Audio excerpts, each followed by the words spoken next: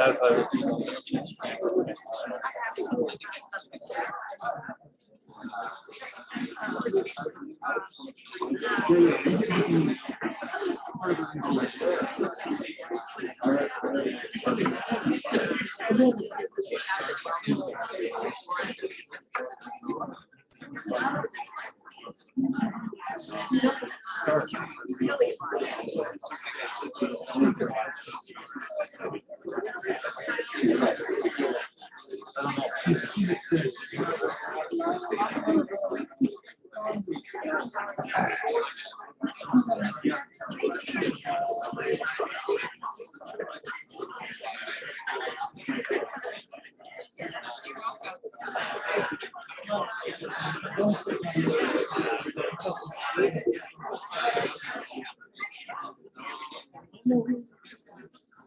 We give a few minutes, yeah. I'm kind of hoping that we get most of the seats filled so we don't have a lot of stragglers after we start. Well, if we can get people to fill in and then the back will be okay.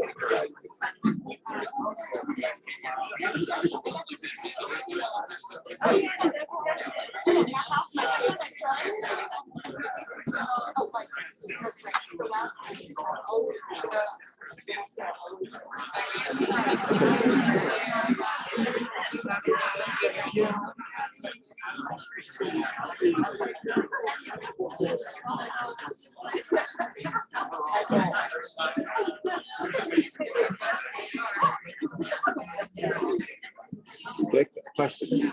It's on the rail. Yeah, it's not. Just press. Do I press this? Oh, no worries. I just wanted to get that just in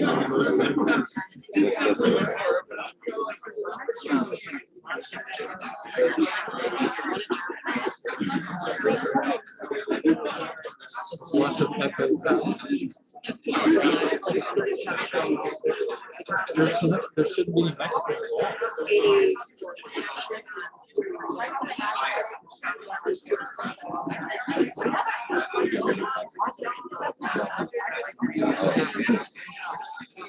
I honestly don't know.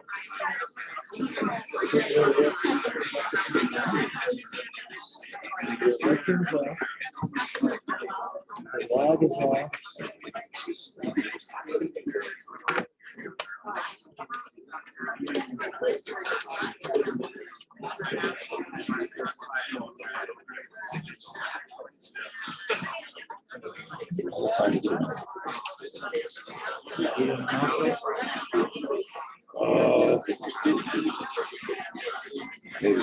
Maybe not.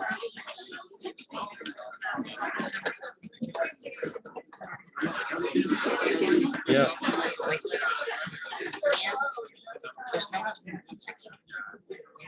Is it still got its features of alcohol?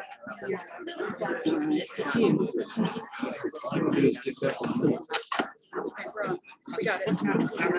You're good.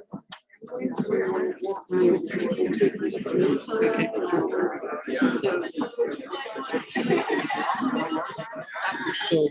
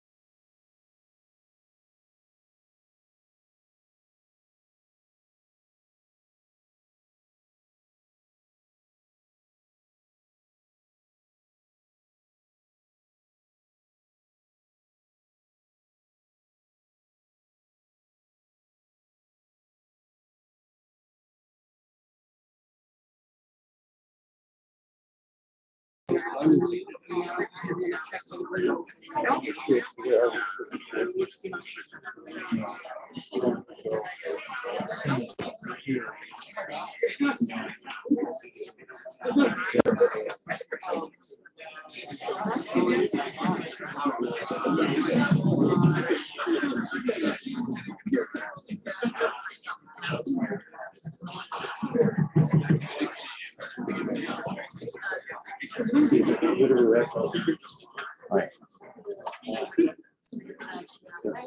yeah, 5 minutes after you should. Yeah. Hello, everyone. Let's get your attention. Wow, that was fast. For our guests, I'm Malo Hudson. I'm the Dean of the UVA School of Architecture. I want to welcome you all to the 2022 Thomas Jefferson Foundation Medal in Architecture talk.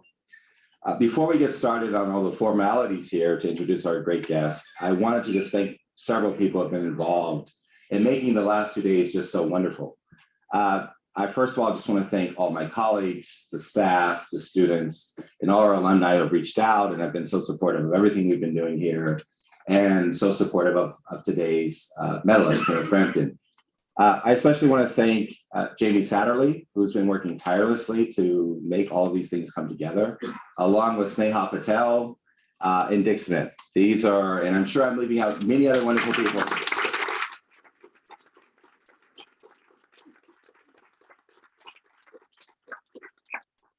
I don't know what I would do without them, and they really are why we're so successful. And I just want us all to remember that in everything we do. But the last 2 days have just been magical. At Monticello last night for dinner, and then today with the president of the BOV at the Rotunda.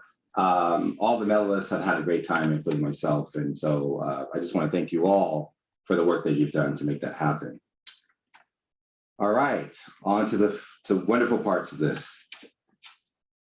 The Thomas Jefferson Foundation medals are annual recognitions given in architecture, law, and citizen leadership that are sponsored jointly by the University of Virginia and the Thomas Jefferson Foundation. They are the university's highest external honors, and past participants of the Architecture Medal include some of the most recognized names in the discipline: Mies van der Rohe, Alvar Aalto, Ian Pei, Robert Venturi, Aldo Rossi, Frank Gehry, Jane Jacobs, Shigeru Ban, Zaha, Hadid, to name just a few. And most recently, 2020 recipients Marion Weiss and Michael Manfredi, and 2021 medalist Francis Carey, who just got the Pritzker, by the way. Fantastic. It is my distinct honor to introduce the 57th recipient of the Thomas Jefferson Medal in Architecture, Kenneth Frampton, an architect, critic, historian, and Ware Professor of Architecture Emeritus at the Graduate School of Architecture, Planning, and Preservation at Columbia University. Kenneth Frampton trained as an architect in London at the Architectural Association and began his career as an architect at one of the most progressive practices in London at the time, Douglas, Stephen and Partners. In 1965, he moved to the United States as a visiting professor at Princeton University, and since then has been an active critic, historian, and academic. For 48 years, from 1972 to 2020, he taught at Columbia University's Graduate School of Architecture, Planning, and Preservation. Having recently come to UVA from Columbia myself, I can attest firsthand to the admiration and respect that Ken has established over many years among his colleagues, students at GSAP, let alone across the world. He has written extensively, and his publications and essays have gained him international reputation as a leading scholar on modern architecture. His seminal writings include Towards a Critical Regionalism, 6 Points for an Architecture of Resistance, Modern Architecture, A Critical History, Studies in Tectonic Culture, and a Genealogy of Modern Architecture, to list a very small sample of his books and works. For those of you who are able to join us in person, we have pulled a selection of his authored books for you to also browse following the talk. While this is just a minimal selection of the full extent of his writings, we hope these titles offer a tangible demonstration of the longevity and range of his significant scholarship. Kenneth Frampton's writings have centered the importance of context, place, and culture, and have had a leading influence on the study and practice of architecture over many generations. As we gather together again in person, after 2 years of celebrating this annual honor exclusively as a virtual event, we are reminded of the significance of Frampton's critique of placelessness. Now more than ever, his call for an architecture of resistance that builds on a capacity for cultivating our collective well-being and to humanizing our interactions holds a unique and urgent relevance for our times. By deeply understanding and eloquently articulating the social, political, environmental, phenomenological, and economic complexities of our relationship with the built environment, he continues to champion a humanistic philosophy that emphasizes architecture's role of service to society and its capacity to enrich people's lives. a value that also drives our mission as a public institution here at the A School and at the University of Virginia. His intellectual generosity and his extraordinary dedication to educating generations of architects is legacy that continues to be written. Last year, Queen Elizabeth II named him a Commander of the Order of the British Empire for his extraordinary service to architecture. On behalf of the School of Architecture, I am privileged to introduce Kenneth Frampton as a 2022 Thomas Jefferson Foundation Medalist in Architecture. Please join me in welcoming him.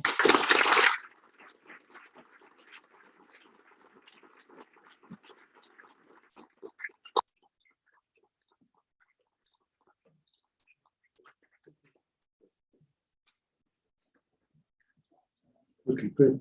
Thank you. Okay, good afternoon.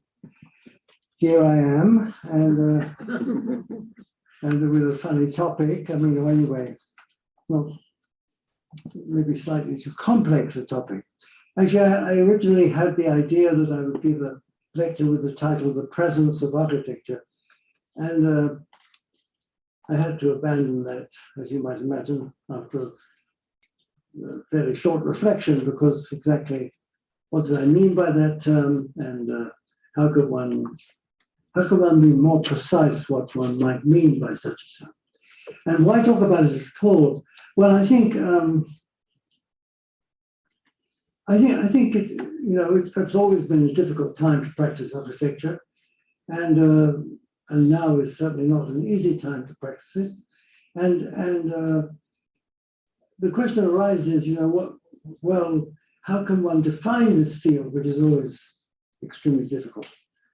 And so I moved away from the presence of architecture to maybe even equally tricky title, Topography, Tectonic Form and Place Creation in the work of Alvar Aalto, and who was actually the second recipient of the Thomas Jefferson Medal after Mies, 1967.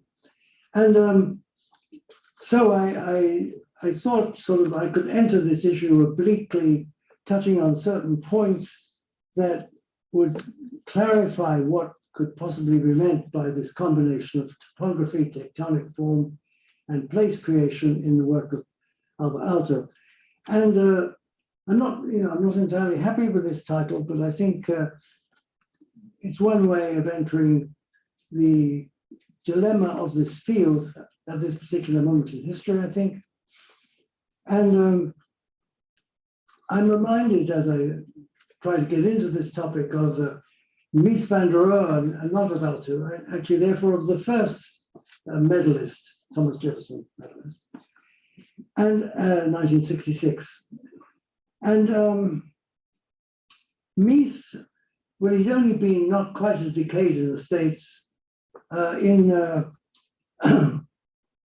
Some point in the early 50s, 51 or something like that, he utters this sort of aphoristic words that goes, "That is why we cannot build cities anymore, old cities, planned cities.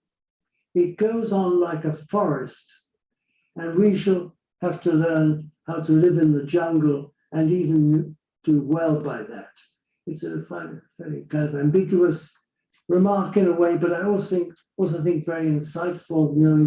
His recognition that the city, in a way, is a lost cause, and of course the megalopolis, which is very much a consequence of the mass ownership of the automobile, is one of the reasons why the city is a lost cause, particularly in the United States, but also elsewhere. I mean, of course, historic cities still exist, that's for sure,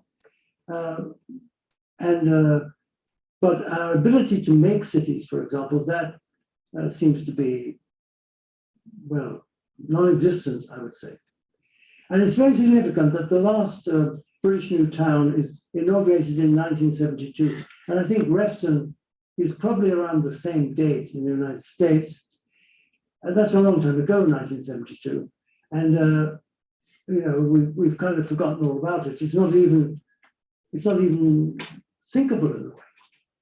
And it's very interesting that the plan for Milton Keynes, which was this last British New Town, was very much affected by the ideology of an American planner Melvin Webber, who published in '63, I think, a book entitled Explorations in Urban Structures, in which he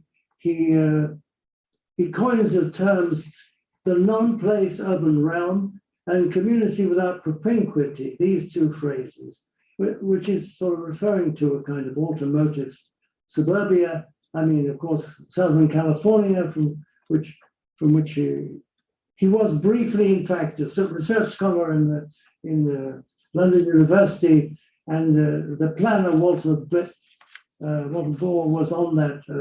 Was actually the planner of the new town. Was very influenced by Weber's argumentation, and of course Weber on that topic. I mean, well, the kind of aphoristic comments of Mies, are certainly not contradicted by Weber. I mean, Weber would, in a way, kind of support this view of we can't build cities anymore.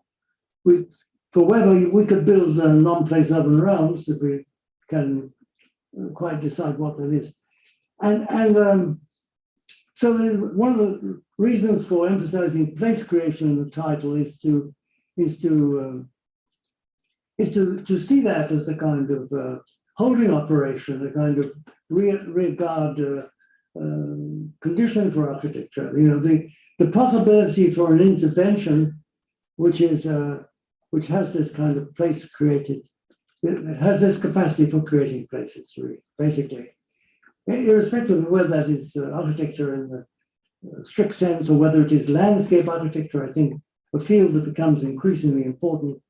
And so I will touch on these aspects as they appear in the work of Ito through 3 or 4 buildings of his career immediately after the Second World War, in fact. And the first building I will show is I believe, no, that didn't work. Let me try that. Why am I not getting anywhere? No, That's probably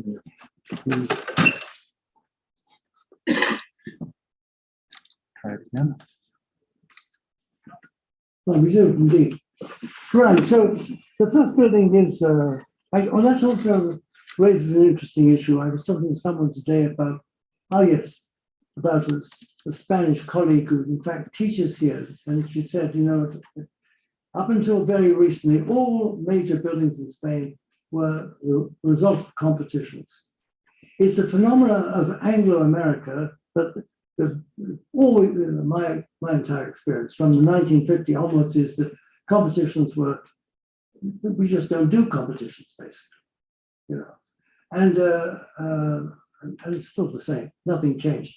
But in strong contrast to both Finland and Spain, which have had and continue just, I think, but it's on the edge, they still have powerful cultures of architecture. And there, every building, every public building, well, I suppose not a private house, but every public building was always a competition and taken very seriously, so that almost all of Aalto's commissions, including this one, was the result of the competition. This is dated 1948 and 52. It's a town hall, a small town hall. You probably know it in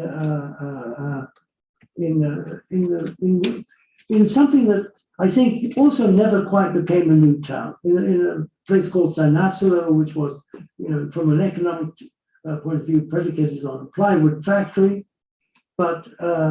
I think the town, in a way, did not materialize.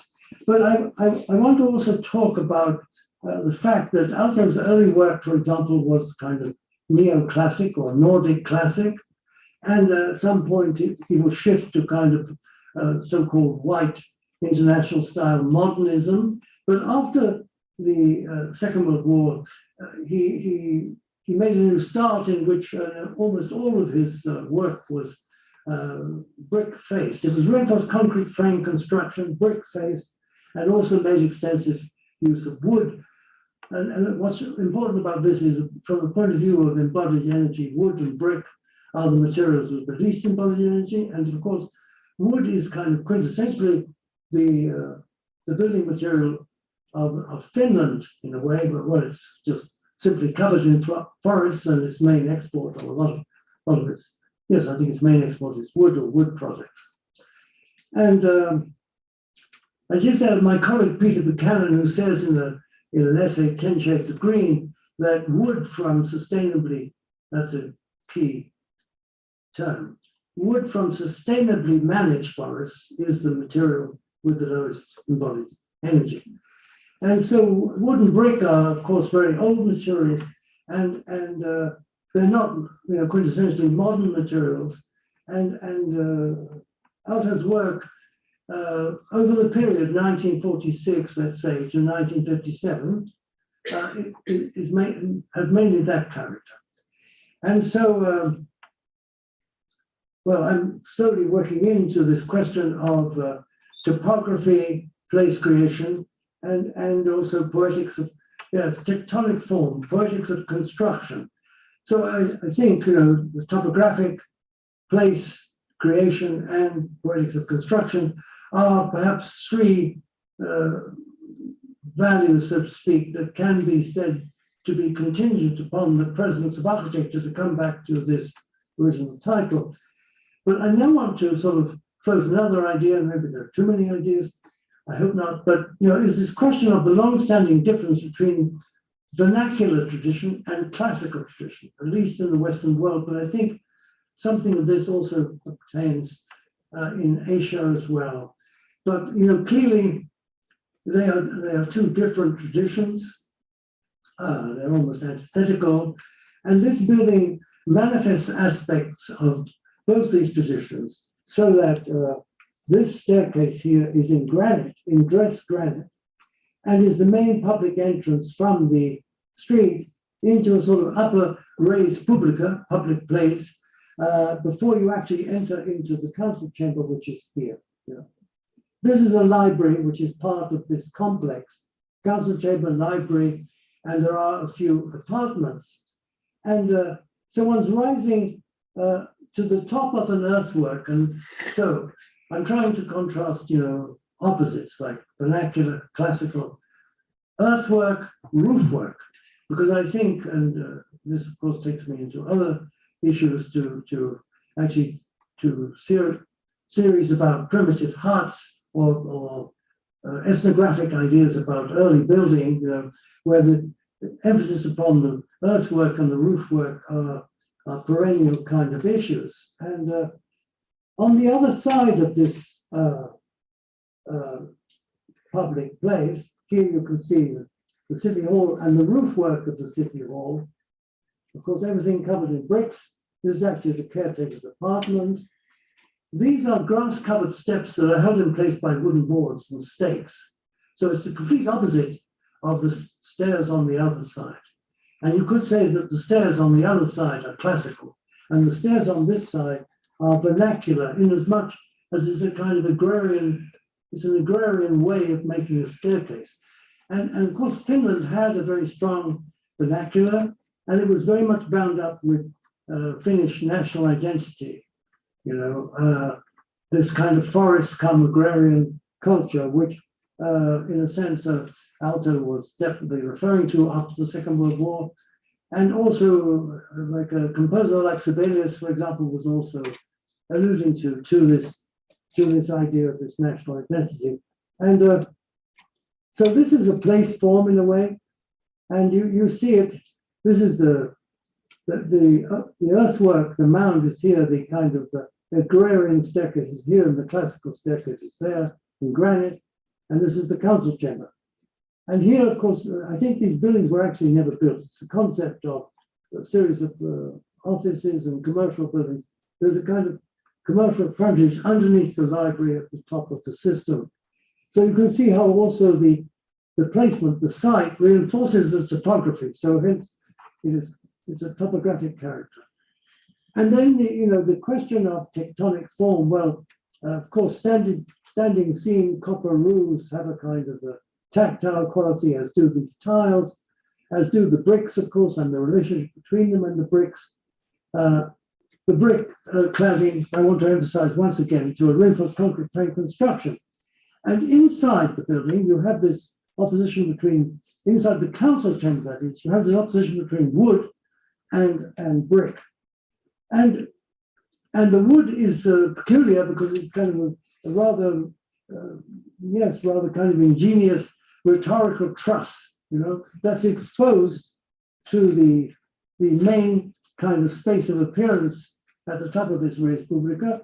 And in fact, technically, of course, these splayed spars are supporting a rafter, and the central supports a rafter, and then there's a rafter.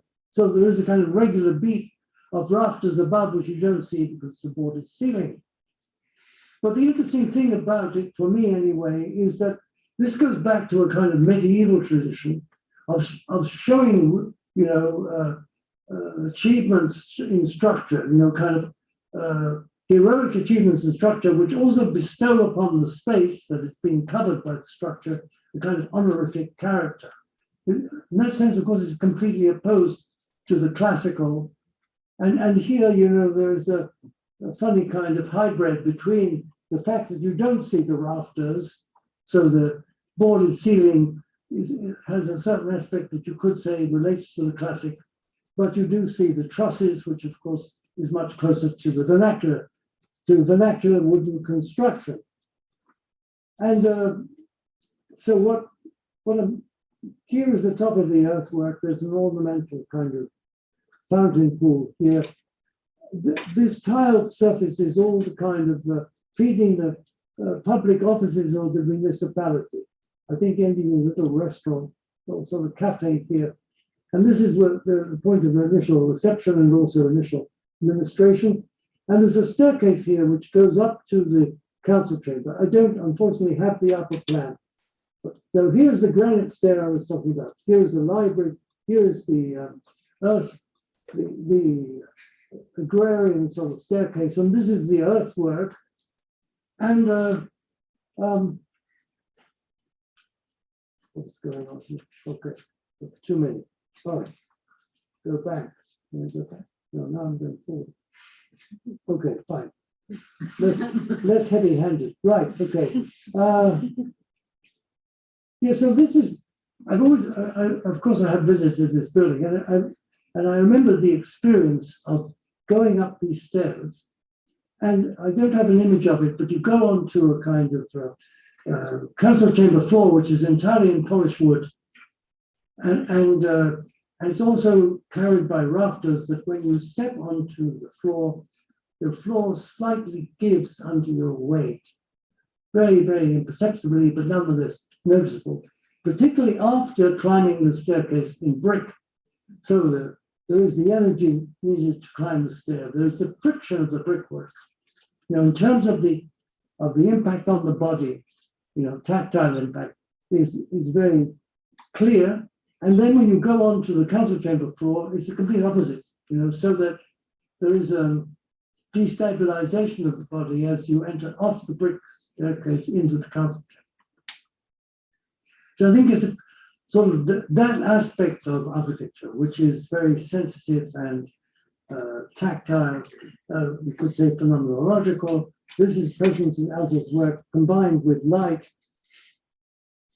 so that, and certain kind of technical precision. For example, one notes that these brick courses are, as in the work of Wright, by the way, this kind of horizontal, recessed mortar joints that give a certain linearity. It's also present in the floor and the staircase, moving in an opposite direction, of course. And this question of thinking about it like this, as this opposition between earthwork and roofwork, or as an opposition between wood and brick, and experientially an opposition between the bodies, aware of the resistance of the brick changing to the much more mobile character of the floor in the council chamber itself. These kinds of oppositions, I think, are very present in Aalto's work and are potentially present in all works of architecture, it seems to me. They're potentially there as an experiential reference for the human subject. And the other aspect, which is part of a paradigm, distinguishing between roof work, earthwork, but also between the cladding of a building. This term, German term, Bekleidung. I mean, this is actually brick cladding, of course, on a reinforced concrete frame building, and this brick cladding has a slightly fabric-like character, which becomes very evident when you look at this, the way in which the top of the building is kind of emphasized by grooves, that in a sense complete the fabric in a way. They're like seams, and here is a plan which shows the way these seams are kind of engineered out of this textile brick. And yes, well, maybe I should, yes. So I touched on topography, on this idea of earthwork opposed to roof work, on this question of brick versus wood, and I wanted to. It was very interesting. Like these images I'm showing you now, you cannot find in any book on the work of Albert Alto. And why is that? Because the book that's long since out of print, published in '54, was a pirated book made by two young Swiss architects, Erich and Claudia Neuenschwander, who wrote a book called, published in '54, Albert Alto and Finnish Architecture. And Alto was furious because they went off with stuff from the office, actually amazing works, in fact. This is one example. So Sinaslo has been published and you can find it everywhere. But this sports hall for the Technical University at Adjaye has never been published. Alto doesn't publish, it's just not around. It's only around in this book. And this book also has many other sort of industrial buildings. I show one more besides this. And what is interesting here is that the elliptical character of a running track inside this volume is taken care of by these trusses that are hauled into place, laminated timber trusses. This is another sports hall, but the space is orthogonal. So there is truss work, of course, but in fact, but they're all identical trusses and they bear on the centerpiece. And here, of course, you see there are places to watch the sports, and again, here on this side. So there is a kind of economy about this joint between the two sports halls. And so the big sports hall is like that. So that each of these laminated timber arches they're a series, of course. They're growing, the span grows wider and wider in order to accommodate this running track. Whereas here, of course, the trusses remain the same. It's basically an indoor tennis court. And here is the combined, seating working in two directions. This is the section. And here, so that this is the extraordinary thing inside. I mean, each of these, so I would say this is the poetics of construction, all right, and they are, as it were, prefabricated underground, but each one is purpose-made because the span's constantly increasing. They're braced off each other by these metal props and brackets, and that's how the whole thing is created. And outside, you get an echo of this in this kind of roof work again, that is expressed on the exterior. And another building, which also is not in any outer publication, except in this one book, pirated material. I don't know whether these two Swiss are still alive or what, I know. But in any case, they worked, of course, in the outer office, otherwise they couldn't have made off with this stuff. But this is for a firm called Kahula, making glass, Kahula Glassworks warehouse. I find it fascinating. These are stub reinforced concrete columns. On them, there are very kind of banal roof trusses, right? Also prefabricated. But then the clever guy does this, builds off them to make this form, which gives the whole thing a kind of direction, a plastic direction, which otherwise the work would be totally banal. But it's given a kind of energy by the ingenious way that it's built off these three trusses and the details, asbestos cement roof, which was then all the rage, and clerestory lighting, in timber with this kind of detailing. This again, I'm coming back to this term, poetics of construction, which, the book I published in 1995 called Studies in Tectonic Culture is called, subtitle is Poetics of Construction in the 19th and 20th Centuries. And I went in that direction. Now this is also another digression and therefore too much information. But after I wrote this essay in 1983 towards the critical regionalism, which the Dean referred to in his very generous introduction, I had the kind of doubts about, one of the doubts came from the fact that I went around the States lecturing like this in different parts of the States, and the students afterwards said, well, there is no regional culture here, so forget about it. Because of air conditioning, of course, that universal air conditioning got rid of a lot of regional culture as far as buildings are concerned, because it flattens out the differences apart from anything else. So then I thought, well, this is not, I felt the frailty of the idea. So I thought I would try to re-look at the history of modern architecture from the point of view of poetics of construction, going back into the 19th century, but coming forward into the 20th. And I'm still, of course, as you can tell from the way this lecture is rambling on, I'm still kind of caught up with this somehow or other.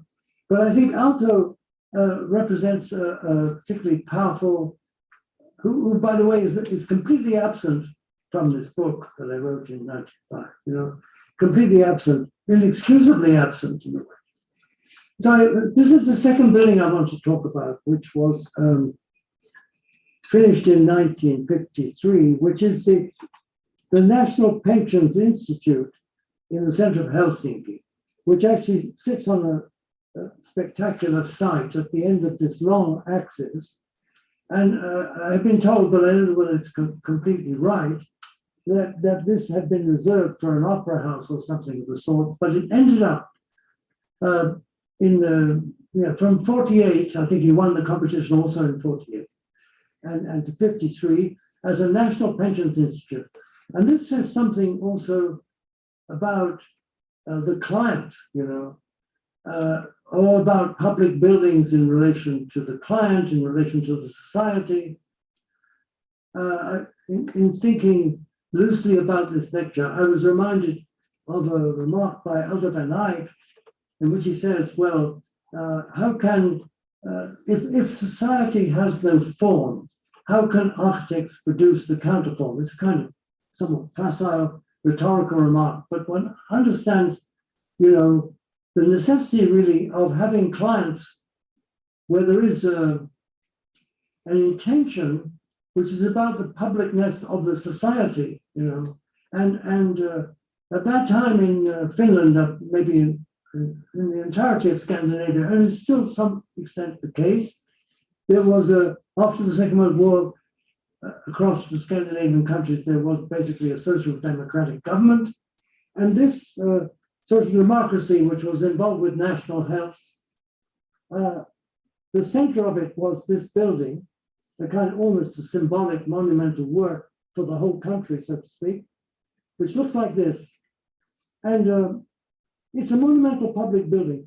It's a very interesting public building in that it is related in some ways to Seinäjoki because it also has an earthwork, this two-story basement, which is covered entirely in granite and bronze.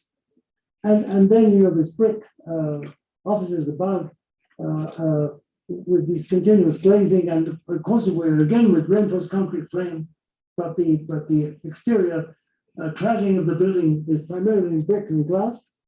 And the other interesting thing, I think, this image is, because it's really quite astonishing the way in which this is a one-off public building, and yet it's incredible how it echoes the urban fabric in which it is situated. And I think the skill with which this is done is quite exceptional.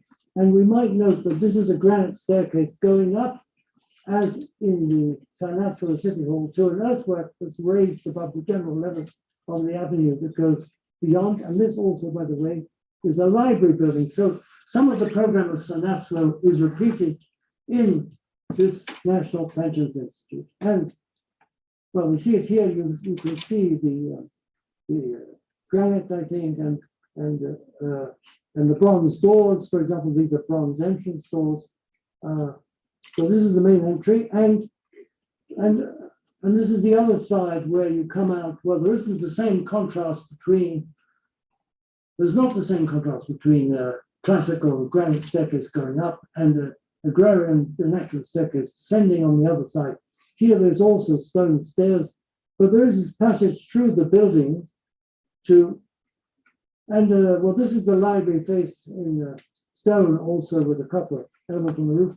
The most important feature, perhaps, is these four greenhouse elements, which are kind of roof works and sit on top of this space. And these are the bronze entry doors. This is a draft lobby, of course. You come to this beautifully tiled kind of foyer, and then you can enter into this space. And what's extraordinary, or was extraordinary, now no longer exists, that these were a series of little cubicles where each person would be attended to by a separate representative of the Finnish National Pensions Institute, basically. So you could consult on an individual basis. I mean, this is, yes, Aalto's deference to ordinary people and to everyday life. And also, you know, I think his work has a sort of spontaneous accessibility to the society, unlike a lot of modern architecture, and it's very self-consciously designed to be so. And these are the interview booths I'm talking about, with these small lights hanging down. So, and this is the roof work, which is supported by these concrete beams, and there's a mezzanine here, of course. But this is the kind of major space. Unlike in the Sinasalo City Hall, the major representative space is the council chamber itself. Here, the major representative space is the service that the institution gives to the society on an individual basis. And here is the roof work, which is this double glazed kind of greenhouse, that double glazed because, of course, the climate and with the artificial lighting, so that natural lighting comes through this greenhouse, but also artificial, in other words, the lighting source, whether it's night or day, is from the same crystalline roof work, glass roof work. So here the roof work has a quite different character, but you can still point to a roof work. And here you see the ingenious way the roof work is integrated into the interior of the office building. You see more of the same here. Here is you enter here, here is the interview hall, the mezzanine, and here is the roof work.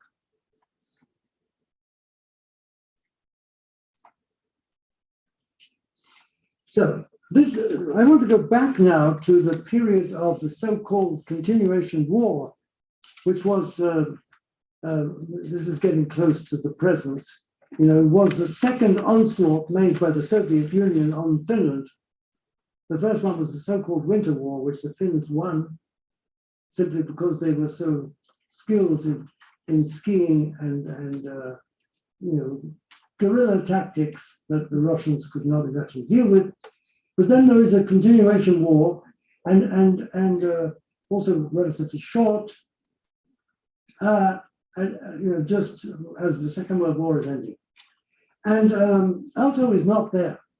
Aalto was not not too interested in getting involved in military skirmishes, although he had, as a young man, been involved in the Finnish Civil War, because of another interesting thing about Finland in relation to Aalto and the whole 20th century history of the country is that there was, after the Russian Revolution, a civil war in Finland, and between Reds and Whites, as in the Soviet Union, and Aalto was on the white side, actually, not on the left, not on the revolutionary side.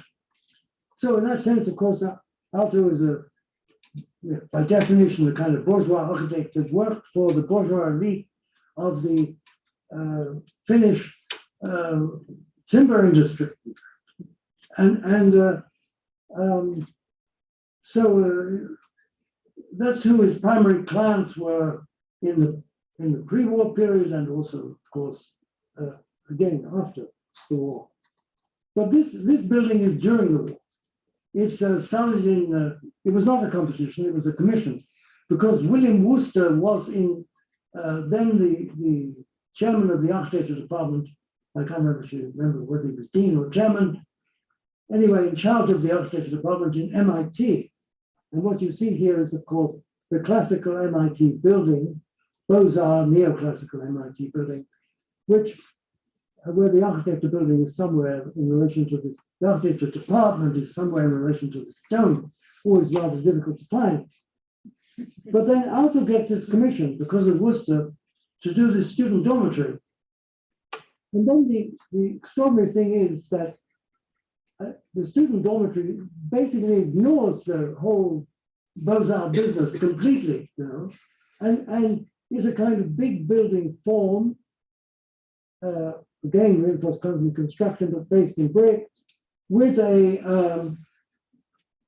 kind of restaurant lounge at this point, and a certain greenery in front here, and staircases behind. And this actually is a pathway. I don't want you to think it's a mast linking back to the.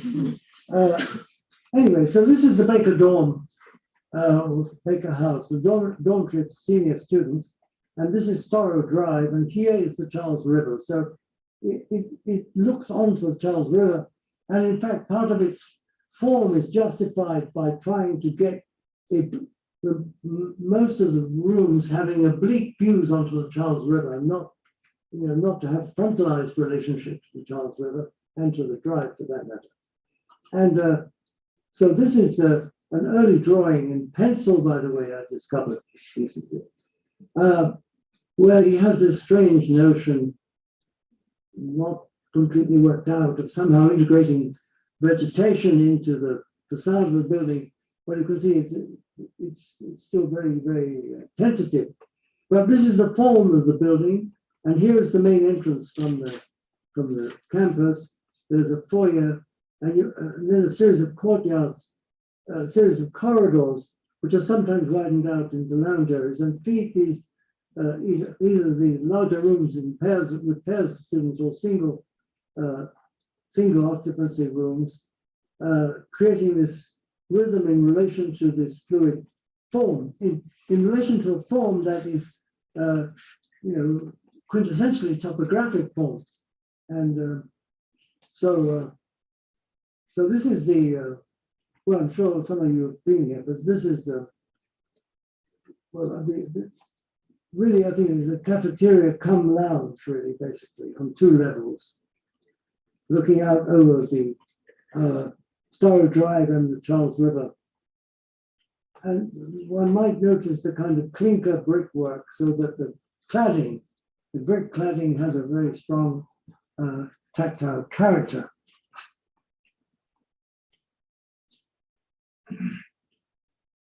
Well, these are the staircases going, and unfortunately I don't have a plan of the staircases, but they also, it makes a much more sort of crystalline effect on this side, with views as you climb the stairs out over the MIT campus. But in many ways, the building is autonomous. It's a kind of statement that has completely repudiates the neoclassical Beaux-Arts campus. And I wanted to pass from this to another, well, maybe it's time to introduce something else, which is over the years 2009, 2010, I was invited to be the so-called Plim professor in the University of Illinois in Champaign-Urbana. Plim, of course, being some benefactor. And one of the conditions of this professorship is you have to publish something. And I gave a lecture, and it was published, but it's not, well, I have multiple copies of it. I can send it to anybody who's interested. But it's not published by the department. And but in that paper, I introduced the idea of megaform. The title of the lecture was Megaform as Urban Landscape. And what I tried to argue basically is that since we live in this megalopolis, this environment of which Mies said it goes on like a forest, and we have to learn to live in the jungle and even do well by that. I mean, this question of what is it that really is capable of making any difference? I mean, what is a landmark, for example, or what is a landform, or what is it that would make any difference to the endless continuity of freestanding objects, which is the basic megalopolitan environment? And so I played around with this idea in my head, and Ito was part of it, of the notion of megaform. And this is a project by Ito that was never built, for a stadium in Vienna, for a stadium come concert hall in Vienna, where I think his son was actually the structural engineer, catenary. But what is fascinating is it's a stadium with a catenary suspension roof over it, but the form is handled as though it is a kind of natural form. You know, a bit like the Baker Dome, in my opinion. You know, it's like a form that it's architecture, but it's almost the question arises: is it architecture or is it nature? It has a it had this public space, of course. This is the concert hall come sports stadium. You know, that has a section like that. It's very close in a way to the kind of Yoyogi Stadium that Kenzo Tange built in Tokyo in 1960. It predates that by, about a year, I suppose. And not built, but nonetheless interesting work. So I'm coming close to the end of this talk, you'll be happy to hear. And but I'm not quite finished, because I thought, having got this far, that it was time to address his importance in other respects. And so one of his megaform buildings, which in a sense, these images are a little bit out of sequence, so I think I'm going to go ahead here and come back. I want to talk about this building. It's 1955. It's the Hansa Viertel apartment building in what was then West Berlin. And the Hansa Viertel, the Hansa Quarter, was in fact a kind of exhibition, building exhibition that was deliberately a provocation to the east, by the way, because it looked out. It was very visible from East Berlin. It was looking over East Berlin, and this was one of the buildings. And this is an apartment building that is facing a kind of precast stone facing, with these extraordinary balconies, which is one of the most important features, which are balconies that are 1/3 out and 2/3 recessed. And you notice that it also sits on a kind of earthwork base painted black. It's the it's the kind of, you could say Central European alternative to raising buildings up on pilotis. It separates the work from the ground, it positions the work elevated above the ground, as in the National Pensions Institute. And but the most intriguing thing about it, and I find it incredibly frustrating, and it brings up another topic. Too many topics, I know, but the question of originality comes up, because why is it that, I mean, in former moments in time of both vernacular tradition and classical tradition, originality was not so important. One had a model and one, copied the model in a way.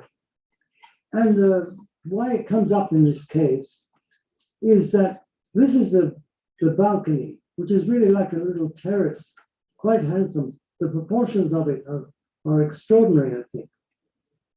And this is the living room. And this is a kind of linear galley kitchen. Here, a little breakfast room or breakfast space. And these movements show the movement of the subject.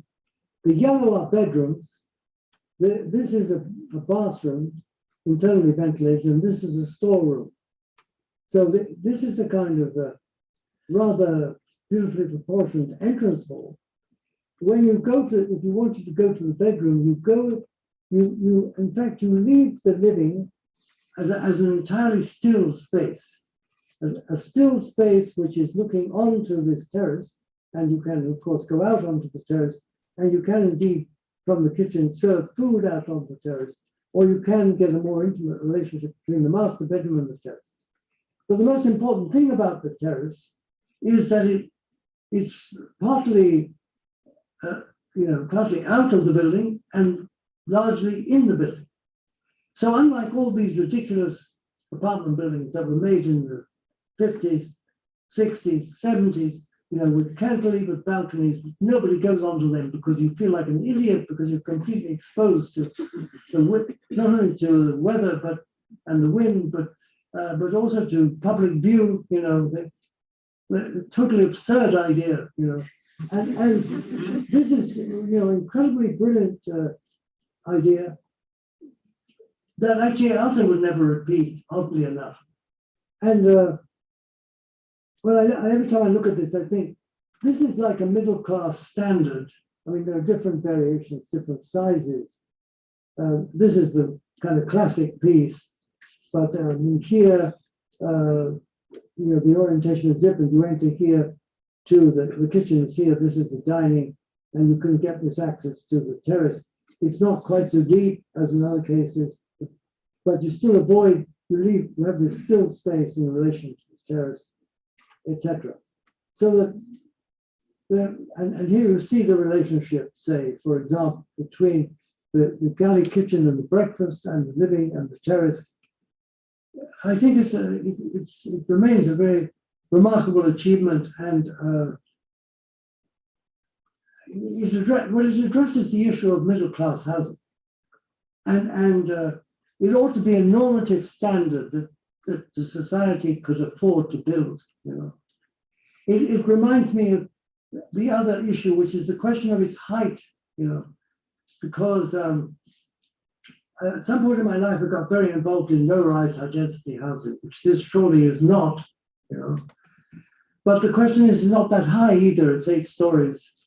And I've always been interested in an aphorism by Alison and Peter Smithson, which goes, over the 6th floor, you lose contact with the ground. And well, this, of course, is 2 floors over the 6th floor, but one understands what these British architects had in mind, and in fact, you can build, of course, at very high densities with 8 floors or 6 floors for that matter, if you are really ingenious. So we have this absolutely chronic pathological homelessness in the United States, which we seem to be totally paralyzed. We seem to be incapable of doing anything about it at all. it's of course a political issue. And well, when will we ever, find a way to no longer be paralyzed is an interesting speculation, But I'm showing it because I think it's an aspect of alto that, and also of the idea of the mega form that's important. And you see on the outside, there is this very subtle expression, making it slightly higher as opposed to the breakfast room, and you see more clearly in this model, I think, the relationship of the idea. And so I wanted to show that.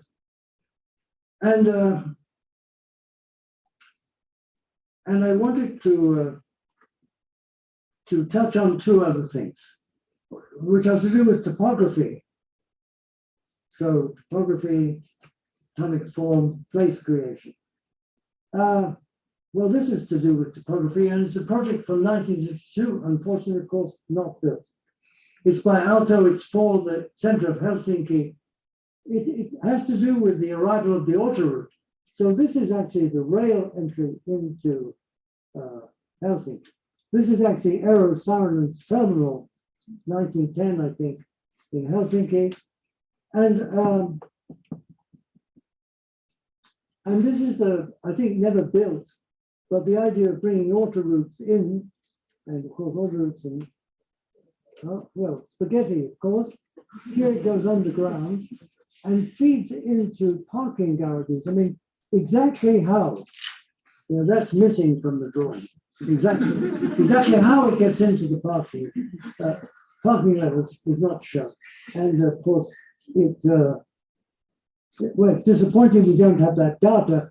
And just for interest, this is the Parliament building. This is the National Museum, and this is the famous Tulu Lake here. So the view of it is this. Well, this also appears in my reference to megaform as urban landscape. This is Olympic Stadium in 1936. This is the National History Museum. One of these propositions becomes the Finlandia Concert Hall. But here, of course, what I have in mind is, or what I think the architect had in mind, is the idea of creating a landscape.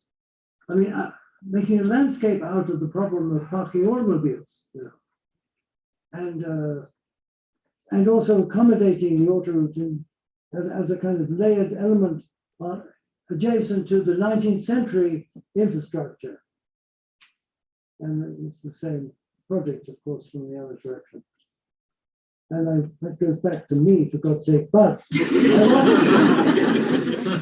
I want to go to this because Mies van der Rohe never projected any city plan whatsoever. He was completely, despite the fact that his right hand, Ludwig Hilbersheimer, was very preoccupied with all of that. The two together making actually a very beautiful scheme, Lafayette Park in Detroit,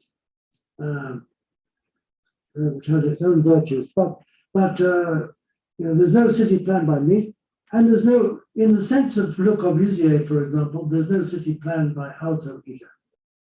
What we have is from 1946 to 1957, he worked on a plan for Imatra, which was never executed, but it interests me because, this question of relationship between utopian projects and reality.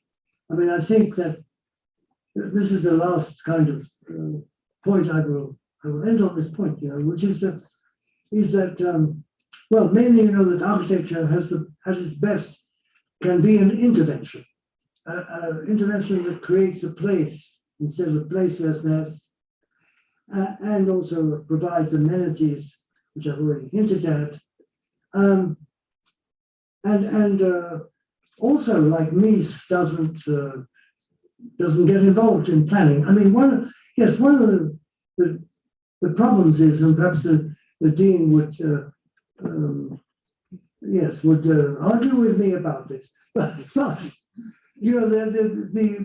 somehow unavoidable fact in a way that is that planning and urban design are both regularly departments inside schools of architecture all over the United States and elsewhere. But in fact, the practice of urban design and planning is like, what is it exactly? You know, I mean, how can we plan?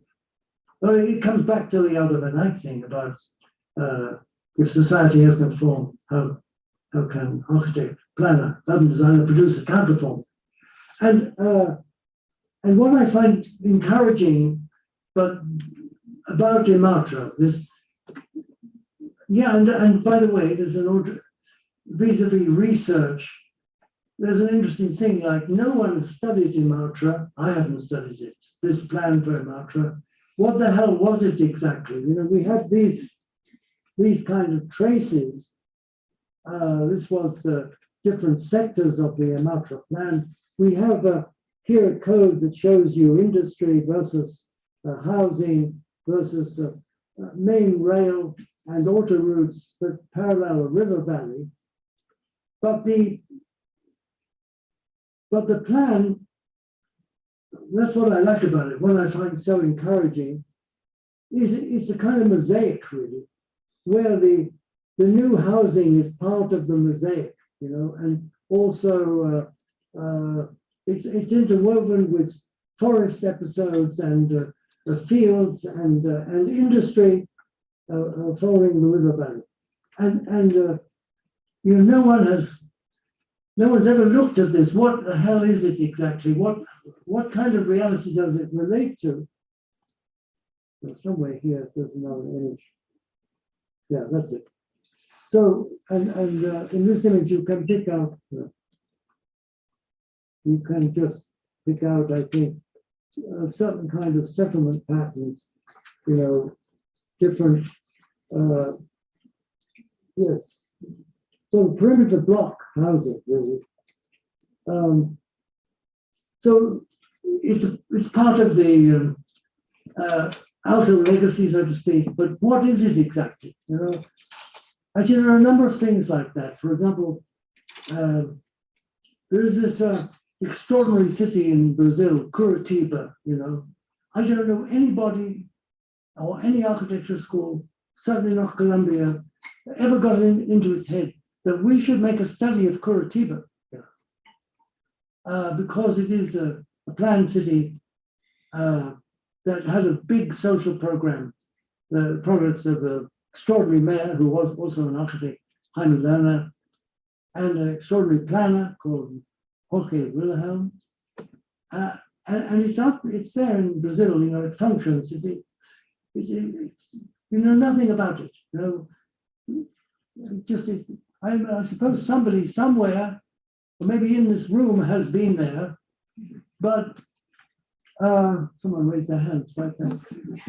Yeah, but generally speaking, I mean, I've never been there. I'm kind of ashamed of the fact because, and then the same thing could be said of, which of course is not. This was not built, unlike Curitiba, but what was it exactly? What was Alto's thinking? What was the client thinking, for that matter? What was real and not? You know, what is projected and what exists? A mosaic, you know. Because I think, you know, going back to the opening thing of Mies, it goes on like a forest, and we have to learn to live in the jungle and even do well by that. I'm showing this project because this could be seen as a way of living in the jungle. You know. That's all. Thank you.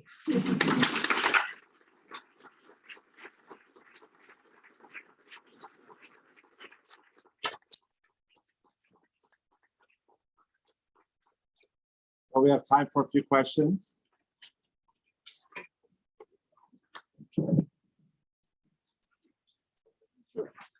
Yeah, yeah. Okay. Yeah, can we use the mic 1 second? Let's Yeah, just give me a second.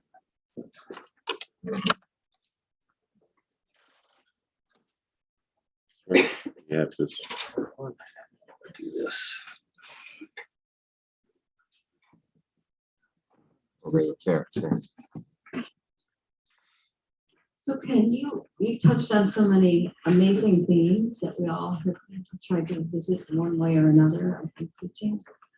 And also this theme of how challenging it is right now to be practicing in the field of architecture with the kinds of complexities that we're presented with internationally, nationally, climate-wise, etc.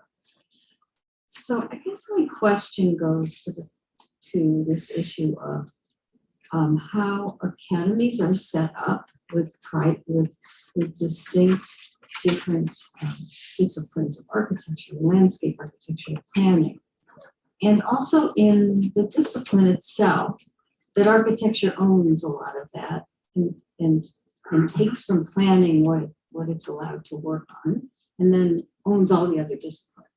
And I'm wondering if you've thought about how those two situations could be completely reorganized in a way that makes the subtleties of the alto work important again. It's a hard question to answer, but well, I mean, rather kind of simplistically, I've thought and said that architecture has more to learn from landscape architecture than the other way around, and I still feel that. And then I think maybe landscape architecture has a chance of intervening in the jungle, Mies's jungle, goes on like a forest. You know, the landscape architecture has a potential of unifying disparate objects and so on. You know, and also I think in terms of the general public, landscape architecture that there is a sort of, it's hard to say what exactly, but the general public probably are more receptive to intervention of landscape architecture than to other kinds of interventions. I mean, not just greenery, but anyway, it's a speculation, of course. It's not a, but I feel strongly that landscape architecture has a very important role to play in the future. Yeah, the other thing, of course, is this. Yes, I mean, well, okay. The other part of your question, which is one of the, I mean, I feel this very strongly, you know, that, and today's lecture was altogether probably too much, but you know, what can one say to the rising generation about that can sustain the morale of the rising generation? Because it's a very difficult period of history, you know, and how should I situate myself or my profession or what I'm trying to do in relation to this period of history? You know, that is something I think young architectural students face, and also young faculty for that matter, etc., the whole profession. But so I felt, you know, like today's lecture was an attempt to, I don't know, suggest possible stratagems to all of it, of course, very dependent on alto, you know. Because in a way, I suppose on balance, alto is much more, I began with this question, the opposition between classical and vernacular. I mean, because alto was related to Finnish national romanticism, he was closer to the vernacular. I mean, in terms of the language, you know, that he uses, particularly after the war. And therefore, you know, therefore, in a way, probably more accessible to the society as a whole. I am fascinated by, you know, Benjamin's remarks about architecture by most people being experienced in a state of distraction. You know, they feel something, they feel a quality, or they feel antipathy to the environment because of something that is in the work itself that they can't exactly say what it is, you know. And I think this Alto's work probably was always very well received by the society at large, you know. So that one of the issues that's involved there is this question of language, you know, this use of material. This also making a poetic of construction out of material, that can be felt by the others, so to speak. I think that that's why his work, after all this long time, still, I felt, that of all the sort of masters of the so-called modern movement, his contribution, particularly after the war, Second World War, remains a point of departure which young architects can use, obviously not to simplistically replicate, but as a way of, also from the point of view of morale, also professional morale. And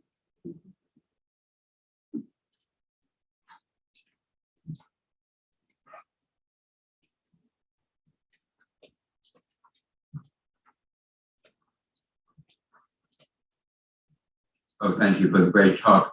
I think 55 years ago, as a student of yours at Princeton, and I mentioned that because you prefaced this with Mies and then Ito, who was a medalist as you are, but Jaime Lerner was also a Thomas Jefferson Medalist back in 1996 when our dean was Bill McDonough and I was chair, and he sent me to Curitiba to learn the lessons you spoke about so well.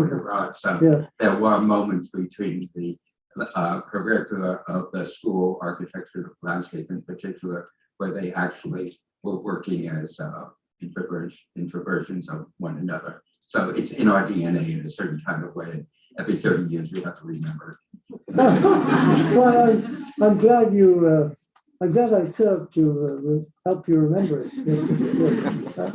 Served very well 55 years ago. I mean, Jaime Lerner was amazing. I met him, had the privilege of meeting him twice. And hearing him, of course, extraordinary person who died last year, I think, right? Also architect. Well, I believe he worked for Shadrach, for Cornelius Joseph and Woods, I think, his first job in Paris.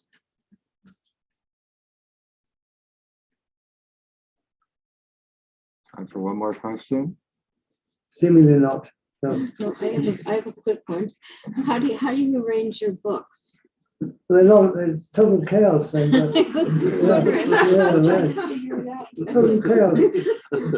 They're not there anymore. They're a bit more ordered now, but yeah. All right. Yes. The answer is.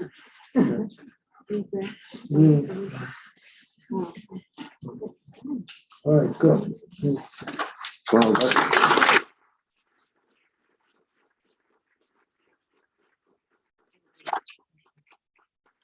Well, thank you, Frampton, again.